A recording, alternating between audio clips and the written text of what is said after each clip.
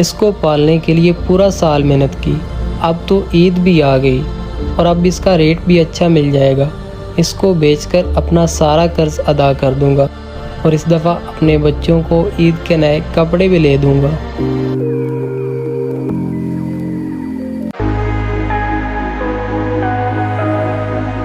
यार शहजाद भाई, इतनी कॉल्स?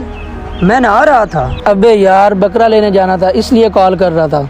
यार शहजाद, इतनी गर्मी है, मैं अभी नहा कर आया हूँ, फिर से मंडी ख्वार होने जाऊँ? अरे नहीं, मैं तुझे ख्वार होने नहीं ले जा रहा। अपना मोहल्ले का वो जो अमजद नहीं है, उसने साल पहले बकरा लिया था, वो कुर्बानी के काबिल हो गया, उससे जुगाड़ लगाते हैं। चलो आओ चलें।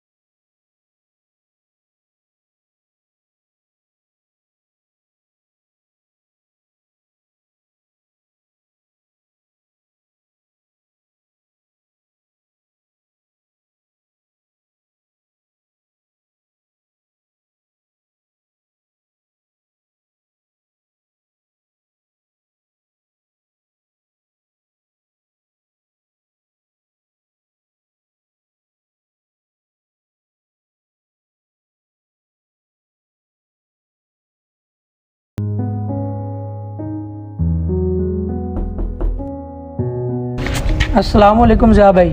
वालेकुम अस्सलाम शहजाद भाई। शहजाद भाई, एक काम था आपसे, अगर कोई फालतू कपड़े पड़े हुए हैं तो वो तो दे दें मुझे। ज़िया भाई खैरियत है? आपको क्या ज़रूरत पड़ गई है कपड़ों की? नहीं शहजाद भाई, मुझे ज़रूरत नहीं है, वो अपने हैं ना अमजद भाई।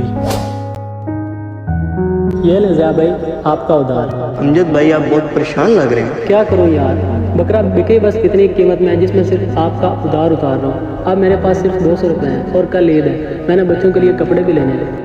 ओहो अमजद भाई, ईद का मौका ना होता तो मैंने आपसे कभी भी पैसों का मुतालबा नहीं करना था। चलो मैं कुछ करता हूँ कपड़ों का, बच्चों के लिए। उनके बच्चों के लिए कपड़े चाहिए थे। ओहो ज़िया भाई, आप जाएं, मैं कुछ करता हूँ कपड़ों के लिए।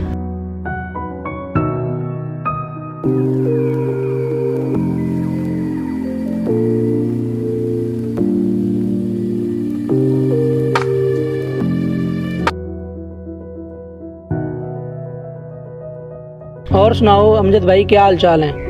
ठीक ठाक शहजाद भाई। बकरा तो खैरियत से है ना? जी जी अमजद भाई, बकरा तो खैरियत से है। मैं आपको अपनी तरफ से ईदी देने आया था।